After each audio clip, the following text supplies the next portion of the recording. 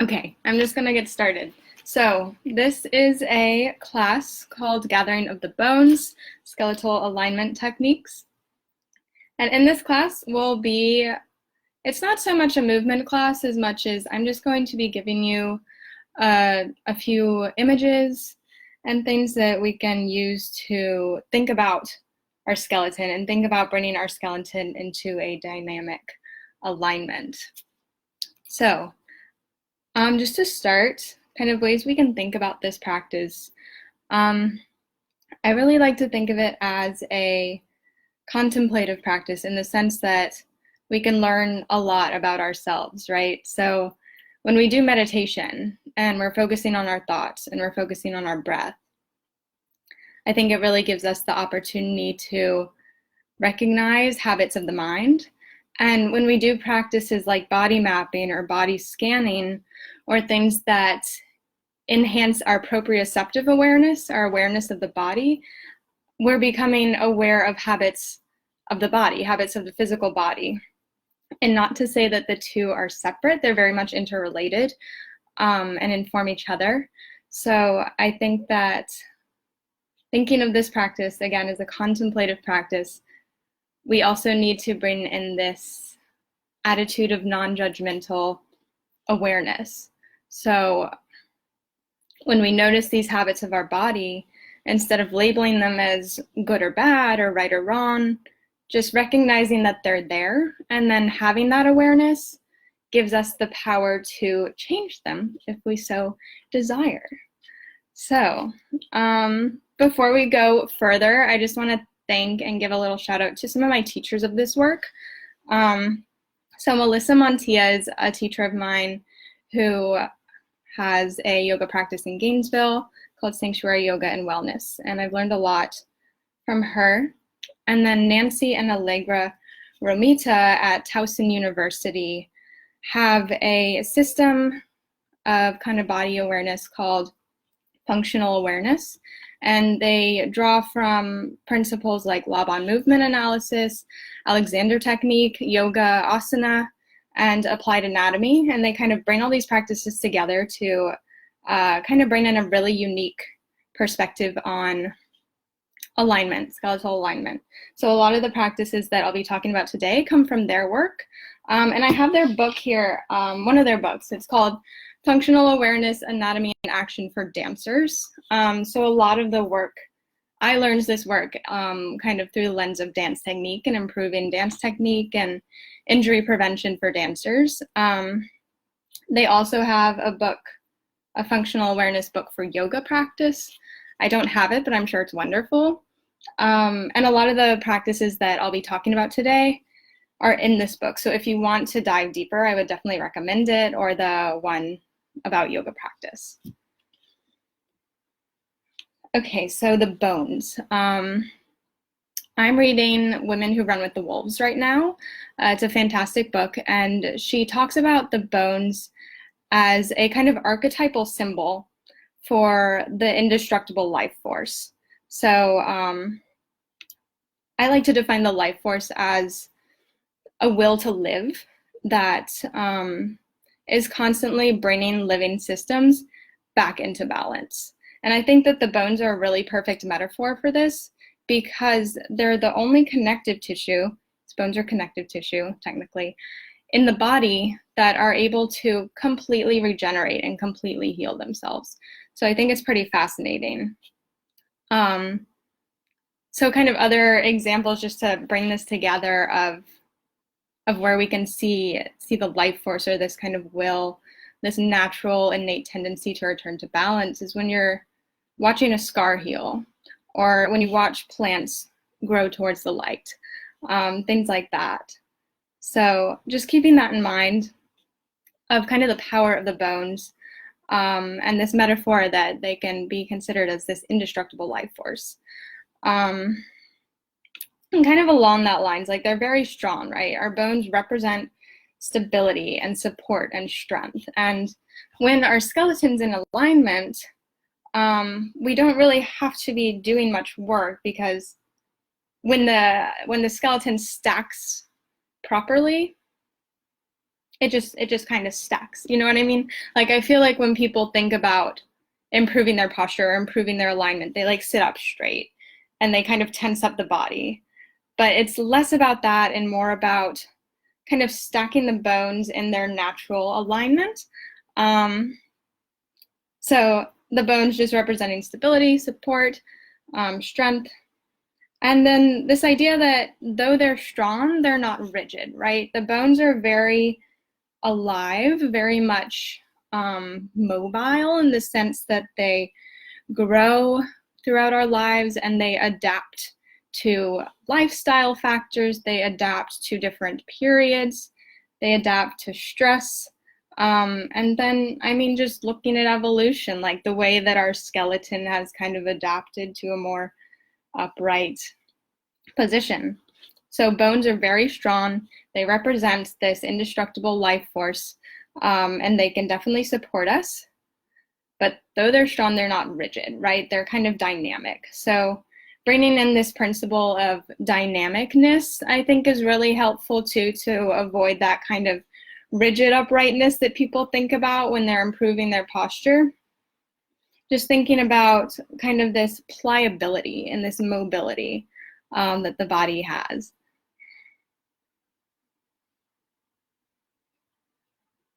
Okay, so one more kind of like introductory thing. Along the lines of like this dynamic vision of the skeleton. That is an option, right? I think some of the really exciting parts of this work is that you get to choose your embodied experience. So you get to really choose like the images that work for you, the images that make you feel good in your body. So it can become very imaginative, and that'll hopefully make sense as I give you more prompts and more visualizations and things that you can kind of use. And then just one more disclaimer, this information, like some of these things may resonate with you and some of them may not. So I think it's important to realize that, you know, maybe one day you'll really feel kind of what I'm explaining, and the next day you won't. Or, you know, like it's different day to day, and every body has different experiences, different embodied experiences. So, for example, like if I'm doing a body scan meditation, on some days I'll feel parts of my body a little bit more than other days. And sometimes it's just hard for me to feel sensation in different parts of the body. And if that comes up for you, I would encourage you to not label it as good or bad, and just notice that, because it's interesting and it's probably informing you of something. And again, it's just different from day to day. So if some of these concepts don't resonate right away, or you don't really understand them right away, that's okay. Just hold on to that, and then maybe another day it'll make more sense. Okay, so I like to work from the bottom down, from the bottom up. So I'm going to start talking about the feet. And I'm going to try not to spend a bunch of time on the feet because I totally can. I think they're very important. But just this idea that the feet are very sentient, right? Like they feel a lot. They have almost as much nerve endings as the hands. And they have all these nerve endings because the sensory information is really important for kind of maintaining our sense of balance. So when we think of balancing on the feet, you can think of this, and I have to show you my feet, so I'm gonna adjust real quick. Okay, you can think of a tripod of balance on the soles of the feet. So there's a point like right here, right above the heel, and then another one right here, kind of between the fourth and fifth toe and down a little bit, and then another one right kind of between the first and second toe and down a little bit. So kind of pressing into these 3 points is a nice way to give yourself some tactile information. And then just when you're standing up, focusing on distributing your weight evenly between the 3 points on both feet. And that's a really nice way to just kind of ensure that good morning, that you're putting equal weight into both feet, which is important for alignment. And then another thing really quickly that you can do to kind of release tension in the feet, I mean, just giving yourself a nice foot massage is always good. Something that I really like to do, and I learned this from my teacher, Melissa, is you string your fingers between your toes like this. And then you'll just begin to kind of shake hands with your foot by kind of moving the sole of the foot back and forth. Then you can spread out your fingers and you shake. And then you take your fingers out. And you do these little toe splits between each toe. So it's really about releasing the tissues between the toes, releasing that tension between the toes. Because when we walk, you're really kind of moving through the foot, and each of the toes articulate in proper gait. Okay, so one more thing about the feet before I move on. And I could talk about this all day, so I'm gonna really try not to. Shoes, right? We put our feet in shoes, and it's really unfortunate because like when you're barefoot, right? You're more likely to be in alignment because your heel's not raised, your toes aren't squished together. So it really is just the best way to be in alignment is to be barefoot. And when we put on shoes that kind of squish our toes together, it creates a lot of tension. It kind of takes away our sense of balance, and it takes away the sentience of the feet that they kind of naturally have. And so to undo this, I think it's important to bring a lot of attention to the feet, to bring a lot of like tactile awareness to the feet. And we can also wear footwear that's more ergonomically appropriate. And this isn't for everybody. Like I wear barefoot shoes a lot, and I've gotten very used to them. So it's hard for me now to wear normal shoes. But if you're working with a podiatrist, or you have special insoles for your feet, or you have arthritis in your toe or something like that, I wouldn't necessarily recommend just switching over to this type of footwear. But if you're looking for a good pair of barefoot sandals, I really like my Shamas. They have these Vibram soles, which are really nice for hiking. This is my second pair. I opted for a thicker pair because my thinner ones, they were just a little tough to like hike in and do things like that in. And they're still, pretty flexible. The main thing is that they're flat, right? So their zero drop is something that you would want to look for. And they're relatively thin. And they have like a nice wide toe bed. So zero drop or like a flat surface and a wide toe bed are kind of things that you want to look for if you're interested in switching to barefoot footwear. Another brand that I really like is Vivo Barefoot, and they have more like normal looking shoes, like more kind of stylish shoes.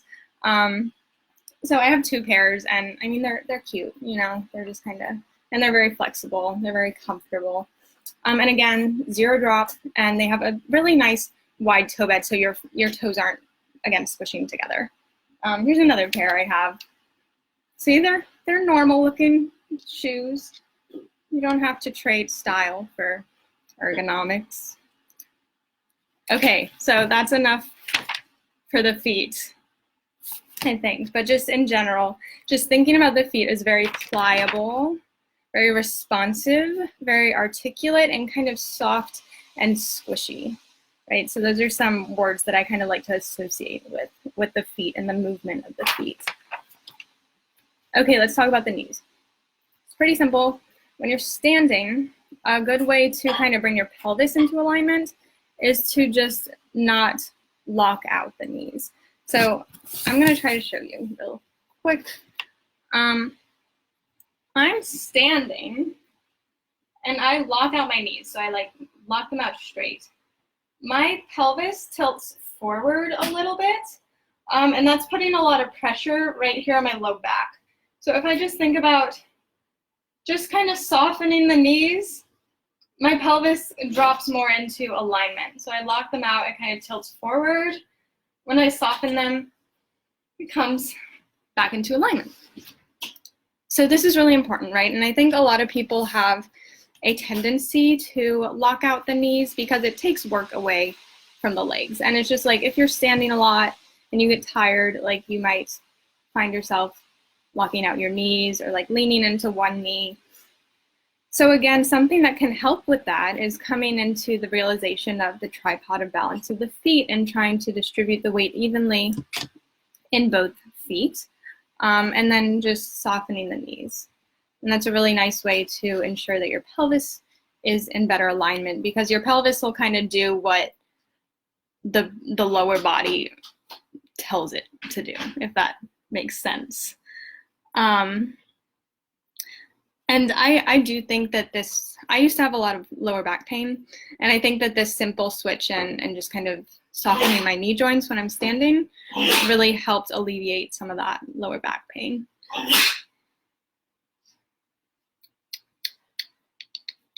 Okay, let's move on.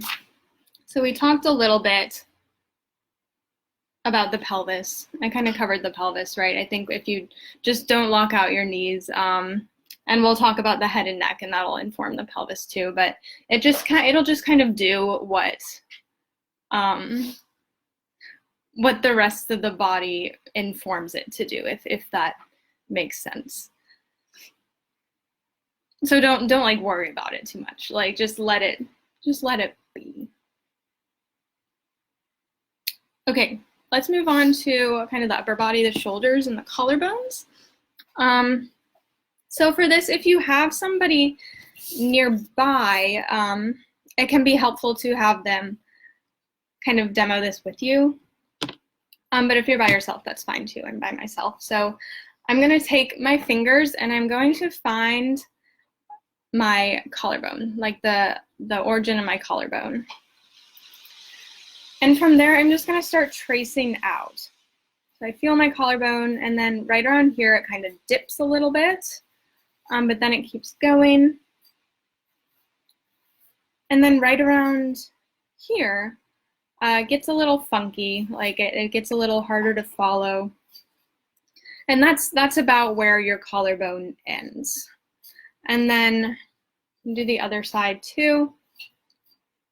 So when I first did this exercise, I was pretty surprised about how wide my collarbones are. Just kind of interesting. I think a lot of people have kind of a misunderstanding of this part of the body, of where the skeleton actually is. So just kind of noticing the width of the collarbones. Maybe it's a little wider than you originally thought. And then when we think of the shoulders, I think a lot of people think, like if I asked someone to point to their shoulders, they'd be like, oh, they're right here. But the shoulder joint, so where the movement is coming from, is actually a bit lower. So it comes from the articulation of the scapula with the head of the humerus, which is really right about here. So this is where the movement of the shoulder joint is coming from. So a bit lower than most people think. So with that information, if you have a partner, I would have them place one hand on your shoulder, which you now know is a bit lower than maybe you were thinking of it before. And then use their other hand to just kind of push your arm back and forth like this. And then your job as the observer is to just kind of feel the movement of the shoulder from that joint. And just notice how it feels to move from the correct anatomical site instead of maybe what you were thinking of as the shoulder before. Okay, and then maybe do the other side as well. So again, just pushing the arm, swinging the shoulder, and just seeing if maybe that feels a little different. It might not, and that's totally fine.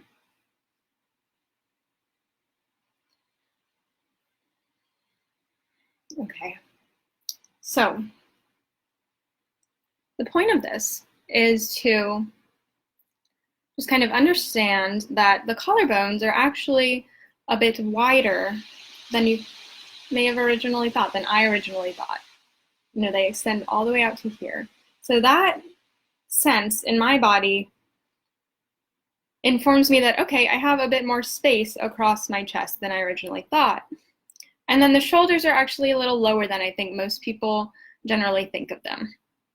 So I think there's a tendency to, especially if you hold a lot of stress in your shoulders, to kind of hike them up by your ears, and just kind of thinking where they are in the body, that they're actually quite lower than most people imagine them, can help you kind of relax the shoulders down. So I would encourage you, while you're walking, just to kind of think of that. Think about the space you have across the chest through the breadth of the collarbones, and the space that you have on the shoulders as well. And just kind of, you know, just kind of walk around with spaciousness across the chest. I hope that makes sense. If you guys have any questions about anything, you can shoot me a message afterwards or put them in the chat. Hi, Joe. Yeah, okay. Let's move on to the neck and head. So this is the last thing I have, and then we'll do one more kind of body scan, and I'll give you another image that you can think of. Okay.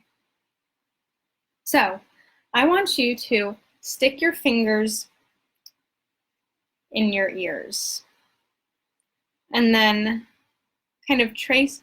Okay, you don't have to stick your fingers in your ears right now, but just kind of trace backwards from the level of the middle of your ears to the back of your head. And right there at that point is where your AO joint is. So that's where your skull articulates with your first vertebrae. Okay, so that's your AO joint. And you can move from this joint, right? So we can nod and shake the head no from this joint. So at this point, you can put your fingers in your ears and just practice nodding from this joint. And just, you can close your eyes and just kind of notice how that feels.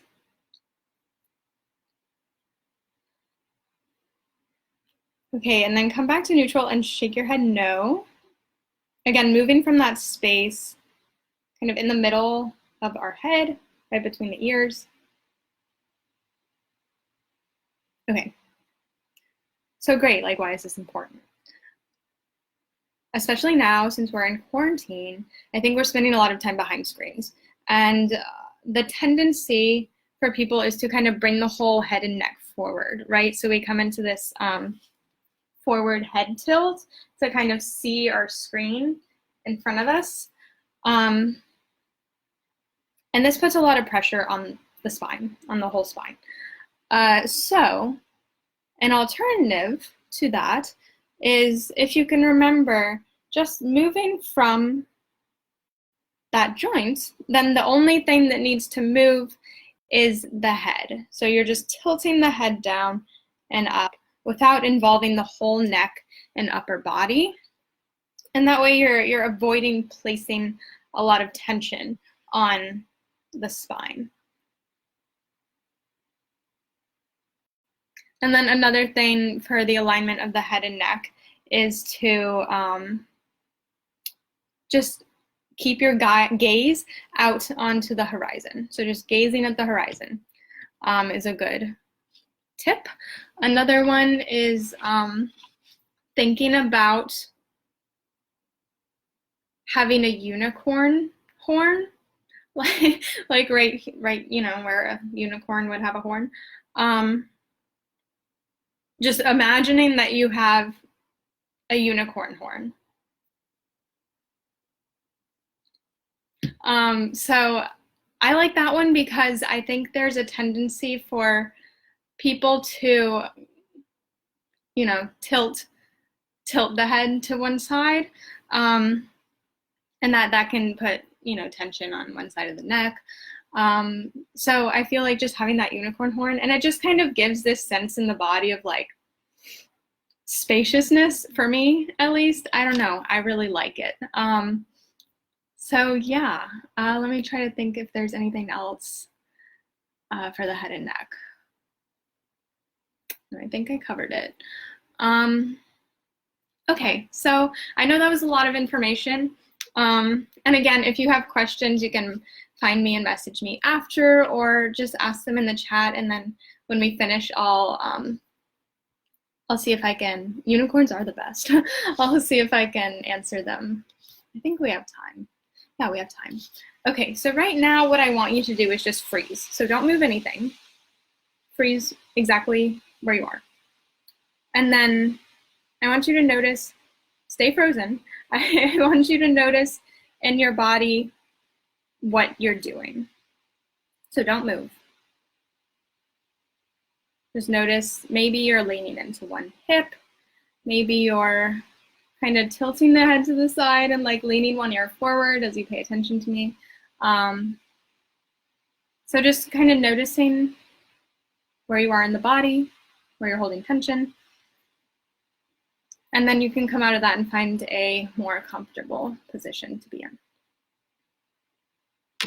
So something that we can do throughout the day is to just kind of practice freezing and noticing. And again, not judging, right? Just noticing how you're holding yourself in your body.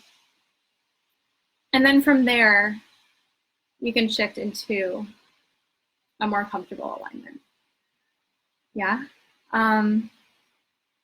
I find that this work is important because it really just informs our ability to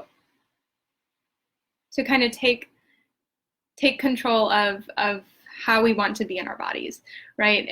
Having that awareness is the precursor for change. So if you're experiencing a lot of just discomfort or tension in the body or shortness of breath, I find that when I'm in proper alignment, I can breathe better, my voice works better. So yeah, I think it just gives you a lot of autonomy and a lot of ability to choose. And it's a slow process. Like, it's definitely not a fast fix. But I think over time, just paying attention to these types of things can really make a difference in our embodied experience. So before I close out, let's just let's do a quick body scan. So come into a comfortable position. You can sit cross-legged or whatever's comfortable. Placing the hands on the knees and closing the eyes. And first, just focus in on the breath. Notice where the breath is occupying the body, where in the body you feel the breath the most strongly.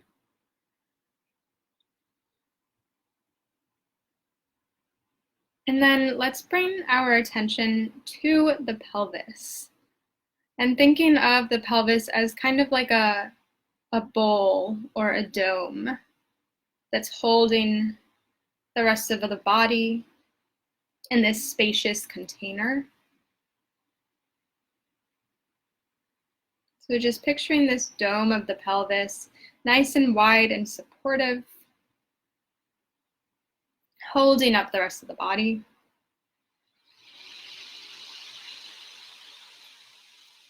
And then moving the attention up the body to kind of right below the breastplates, and picturing another dome right here, kind of at the level of the diaphragm. And just breathing into these domes and seeing if you can stack the dome of the diaphragm over the dome of the pelvis. And you can think of these domes as being very dynamic. They move with the breath.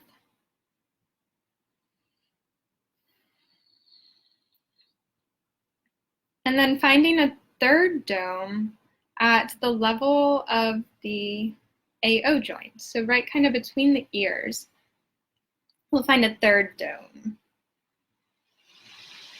And then thinking about that dome being really light, kind of like I heard this metaphor the other day of like your head being like the flame of a candle. So it's nice and light and it's still fluid and dynamic. And just thinking about stacking that dome of the AO joint over the dome of the diaphragm, over the dome of the pelvis.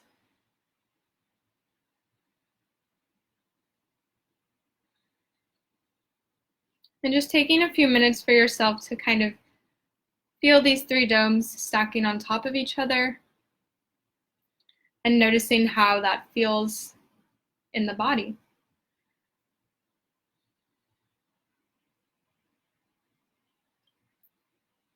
And then when you're ready, you can blink your eyes open. Okay, well, I hope that was helpful. I know I went over a lot. I don't know how this Facebook Live thing works, but I think I can keep this video up on my profile, so I'll definitely do that. And yeah, I think I'll give a few minutes for questions if anyone wants to ask any questions. We have till 12 o'clock, so I'll be waiting.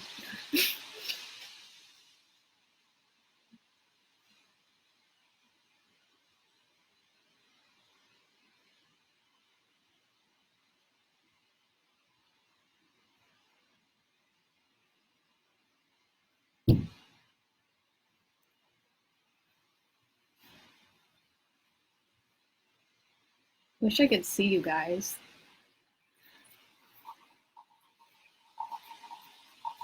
Okay, so it doesn't seem like you guys have questions right now. But if you think of any, you can message me, or I guess you can comment on this live stream. I'll figure it out. So yeah, I would love to answer any questions that you have. And thank you for being here. I hope you have a great rest of your day. I'm gonna sign off now.